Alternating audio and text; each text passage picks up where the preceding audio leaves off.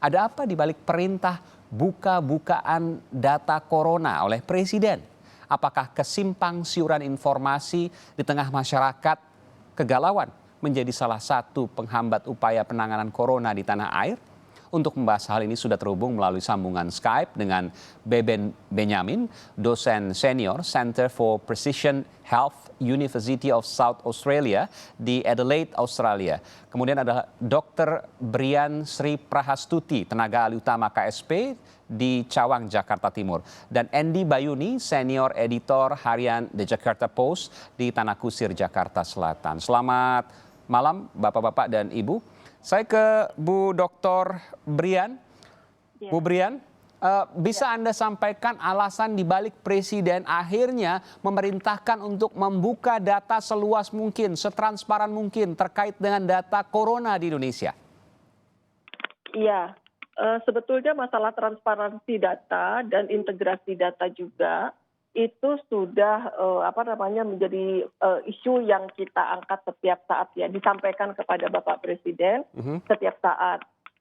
Artinya tetapi memang kita harus akui ada keterbatasan ya selama sejak ada kasus pertama hingga bulan-bulan ini itu kan kita masih mengalami kendala. Yeah. Nah, kendala utama terutama ini sebetulnya bukan masalah transparansi datanya. Kendala utama yang kita hadapi adalah masalah bahwa untuk menyampaikan kasus yang ada itu kan harus dikonfirmasi secara laboratorium. Dan laboratorium itu pada saat awal itu hanya terbatas ada di beberapa tempat saja di Jakarta. Nah, sekarang perkembangannya kan sudah berubah. Okay. Ada 32 laboratorium yang tersebar di beberapa daerah yang sudah mampu melakukan konfirmasi diagnostik secara positif ya. Jadi diagnostik laboratorium diagnostik pastinya sudah bisa dilakukan di daerah. Saya tidak menangkap apa kaitan dengan sudah banyak kemudian lab-lab yang bisa mendiagnostik penyakit corona dengan membuka data ODP dan PDP yang ternyata banyak sekali, luar biasa. Iya, karena pada saat hanya 3 laboratorium utama yang ada di Jakarta yang bisa mendiagnosa, maka informasi apapun yang datang dari daerah itu belum bisa diumumkan karena menunggu waktu dipastikan diagnosanya positif atau tidaknya itu dipastikan dari Jakarta.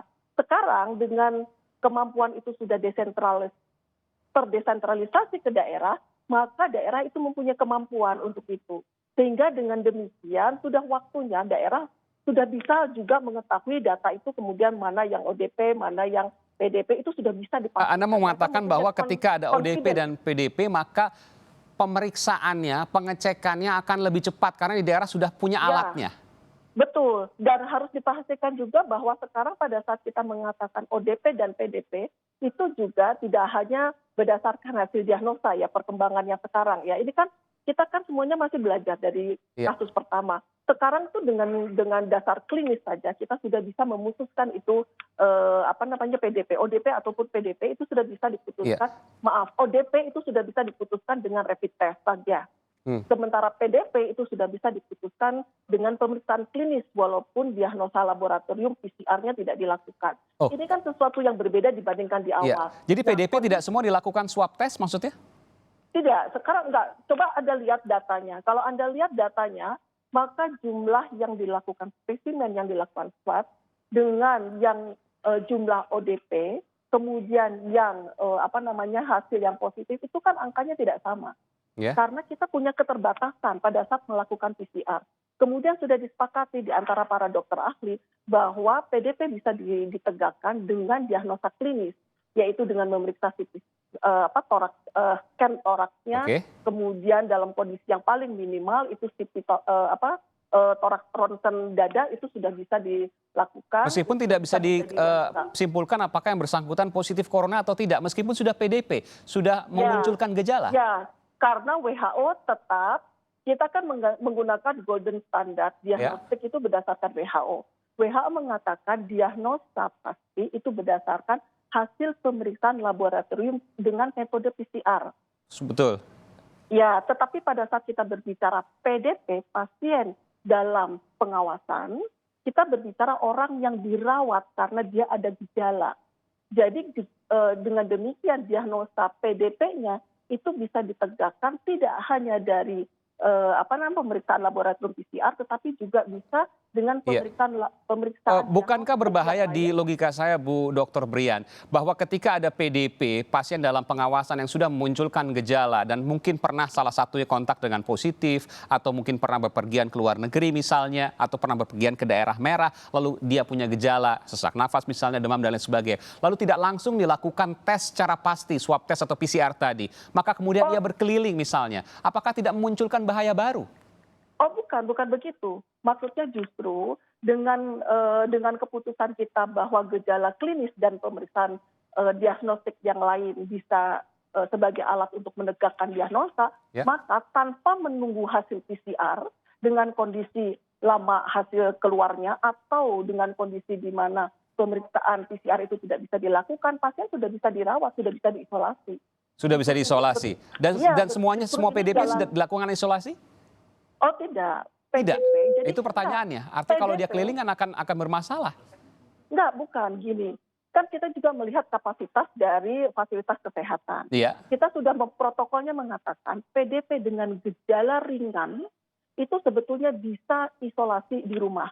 Oke. Kecuali untuk daerah di mana sudah disediakan fasilitas untuk isolasi. Betul. Misalnya Wisma Atlet, kita punya di Jakarta punya Wisma Atlet. Wisma Atlet itu bisa melakukan isolasi untuk gejala ringan dan gejala sedang. Iya. Sementara gejala berat itu harus di rumah Betul. sakit. Tapi yang saya tanyakan secara psikologis tentu berbeda. Ketika misalnya ia PDP, belum dites secara pasti. Lalu ia merasa dirinya sehat-sehat saja meskipun ia diminta untuk isolasi di rumah, katakanlah seperti itu. Tapi ada ketidakpatuhan dia untuk kemudian tetap keluar dan sebagainya.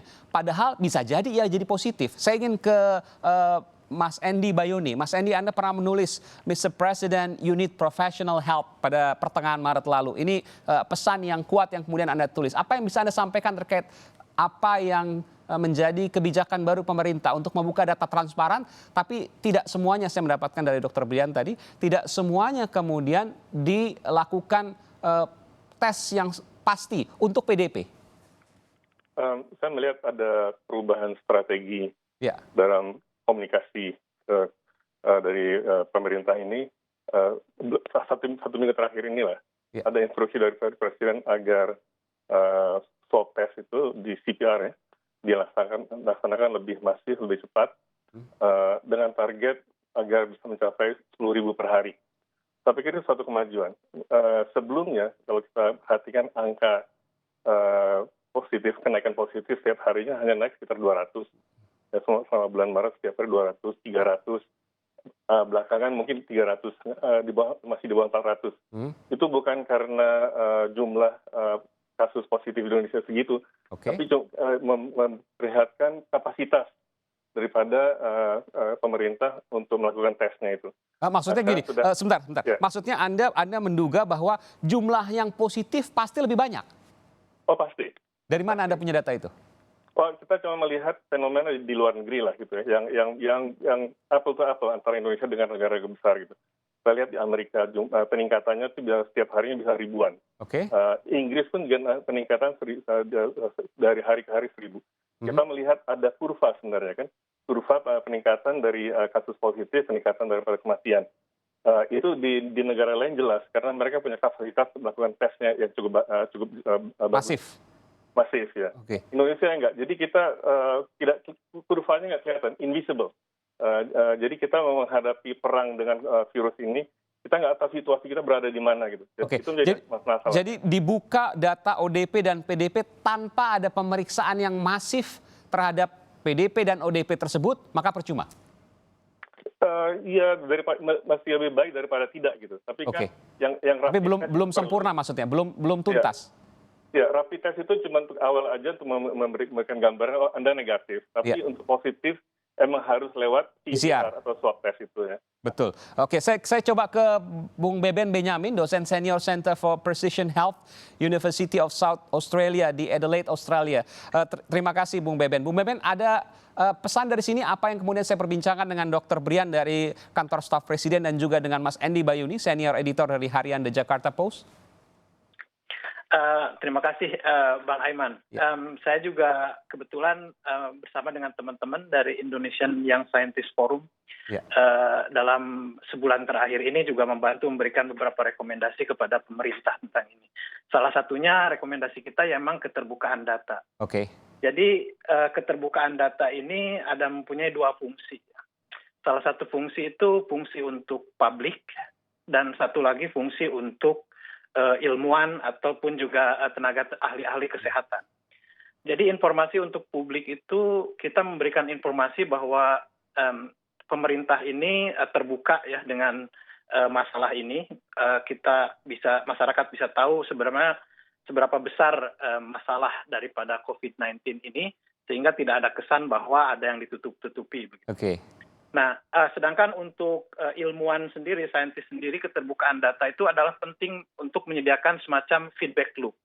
Jadi begini, jadi data-data yang kita pakai selama ini untuk melakukan pencegahan, diagnosa, kemudian juga tindakan-tindakan klinik kan banyak menggunakan data-data yang memang sudah dipublikasikan dari Cina, misalnya yang duluan menghadapi pandemi, kemudian juga dari Korea, dari Singapura.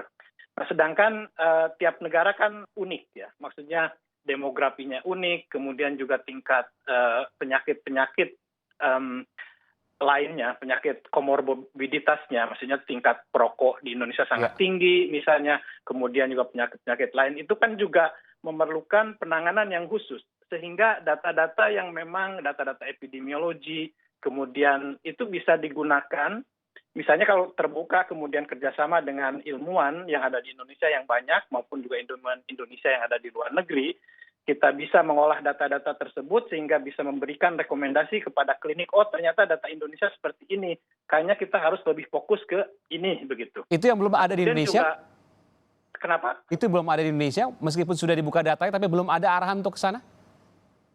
Saya belum melihat. Saya jadi waktu diskusi dengan teman-teman di Indonesian Young Scientist Forum, makanya kenapa kita merekomendasikan itu, karena itu belum terjadi begitu. Kemudian termasuk dengan data sequencing data juga. Jadi data genome sequencing dari virus tersebut itu dunia itu sudah melaporkan ya ke pusat. Jadi Mas Beben, sorry saya potong. Jadi apa yang kemudian bisa dibayangkan ketika data misalnya sudah ada, lalu sudah ada klasifikasinya. Ini di daerah ini jumlahnya sekian, kemudian penularannya caranya sekian, misalnya seperti itu. Apa yang bisa Anda bayangkan dari data dan dari tindakannya kemudian?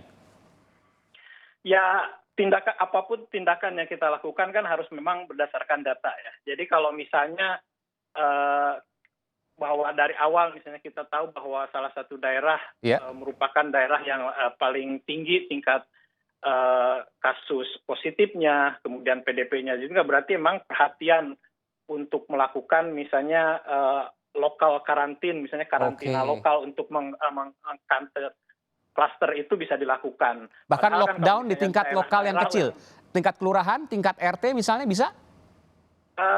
Saya kira karena ini masalah data juga kan masalah sesuatu yang tricky dan harus balance antara memproteksi data individual dan juga memberikan data yang memang jadi nggak semua data harus dibuka.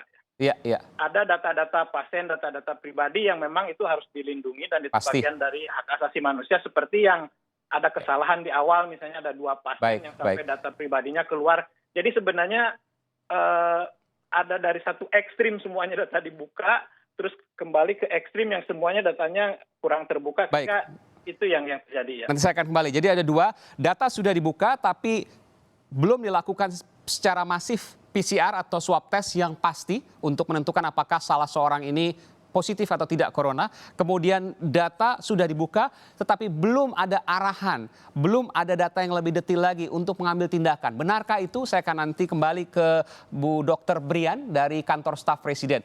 Kami akan jeda terlebih dahulu, tetap bersama kami di Sapa Indonesia Malam.